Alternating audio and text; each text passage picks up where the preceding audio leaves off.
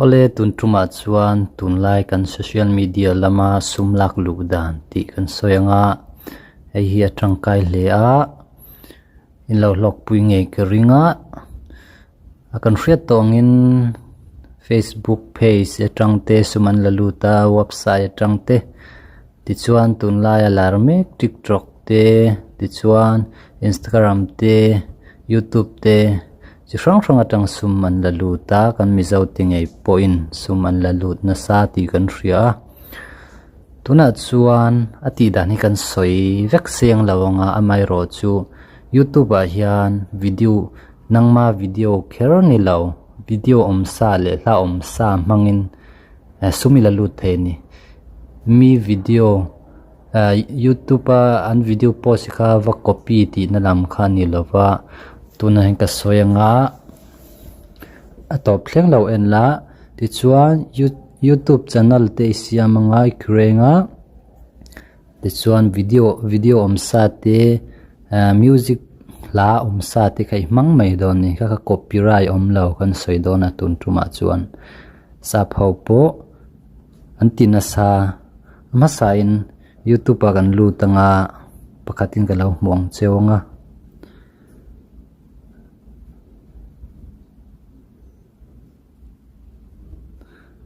eta hian no copyright songs ti hi kan muang hian ei hi copyright omlo ania 26 million la in subscribe ai hi en tu tam em thina ala hi copyright omlo nia I download tin I video ai mang the ni emi chuan an be kanga Google Chrome ai lu tanga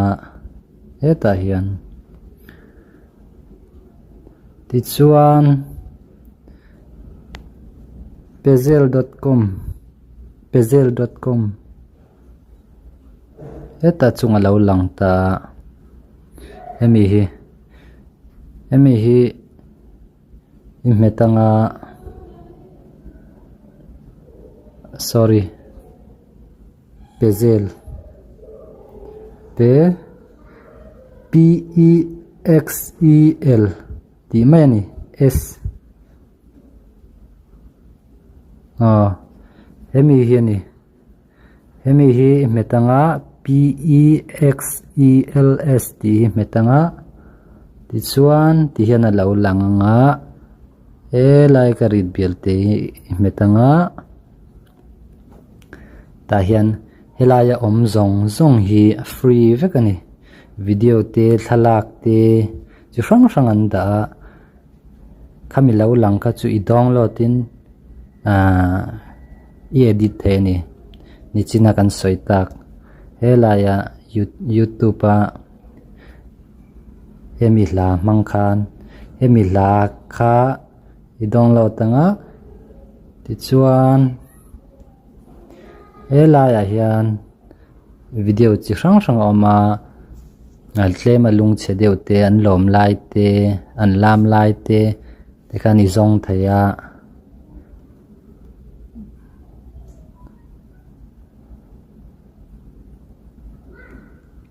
pakhatin karon zong chinanga indu in zong the ni ta hian azon na hian ikhan zong chia kha ti han lo langa chuan ta hian kan muang hin photos ti le videos ti te oma thalaki diu chuan photos ya hian I enanga ti hian thalak ei free ve copyright omlo ania YouTube channel a khani mang vek thayani chuan video I du chuan eta hian a oma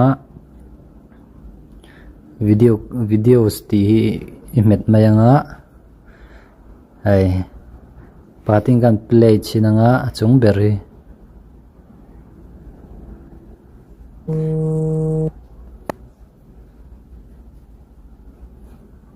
ti hian a song kha engma omlo ta kha music ni china copyright omlo YouTube ka mu tak cheu kha kami khain mang thei ani tian tia lam lai a lim lai vel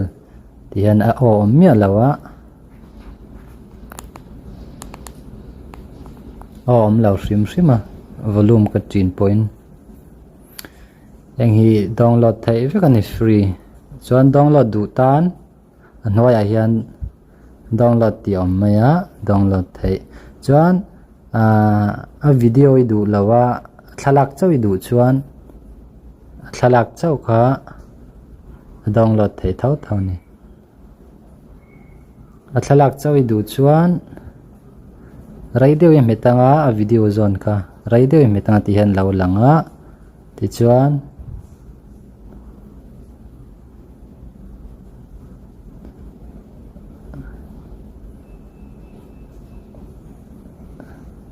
he chu video ani awangin a thei lawa tan thalak tam tak an lim lai te khinan an tinge epic couple ti tai la ti han in ngai zong no pa lau lang chewa emi thalak po kha I collect nga I edit nga hela ya copyright om lau music heng hi copy thei vek a download thei vek an heng hi a man thei vek heng hi manga kami mang khan video moi tak tak isiam thei ani editing pai tan le tuimi tan sumlak lo thei rengan video hi siam har ve a mani chuan baka English le mazong thiam ma se tong kam thiam lo hi chuan ziak chiar te po hi kan bala thina English thiam ringot hi ni lawa dang nal te lo nga ya chuwang chuan mania video siam te har sachin tuna ka soi ang khan editing nami tu yani chuan ti khan thalak te mo video te kha han edit kwal la khai mang thei vek sap lamoi tak tak vek an heng hi mang vek thaya chuan rei lawa subscriber tam takin enga sumila lut mai the ni chuan Facebook lama po hi an suman lalut na sa Facebook an tia hian Facebook page kan tia hian ni a ama sa in page I create isiam nga ya chumi page ya chuan 10k like tu mo follow tu like tu kha inai masak ngai I Facebook page ya kan 10k like tu follow tu inai chuan antinge kan tiang I review thei kita Facebook chung lama mo ti chuan review nga an lo enanga I page ten lo enanga hei chu a phei a tha bol lo kai om love pa nga tia felani chuan ti khan fakna kan ti advertisement kha adsen khan da to don ni ti chuan sumila lutang su tiang che chuan TikTok po ni thawa 10k vel follow tu kha nei ve photang a 10k ka soi sual 1k zong TikTok hi chu chiang chia lo chu tiang chuan sumalak lu theya chuan YouTube hi subscriber sang khat inaya watch hour sangli inai chuan tuna Facebook kan soi ang thau khan FPL theya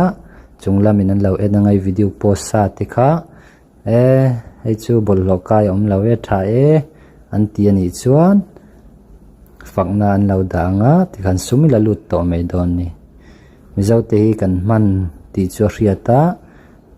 na kan thok lo ti na ni lawin na kan thok veka mai ro chu na thok pha pon phone kan khoi man kan ti man I hun tam takha comment na le midang Facebook lama hun mang vek lawin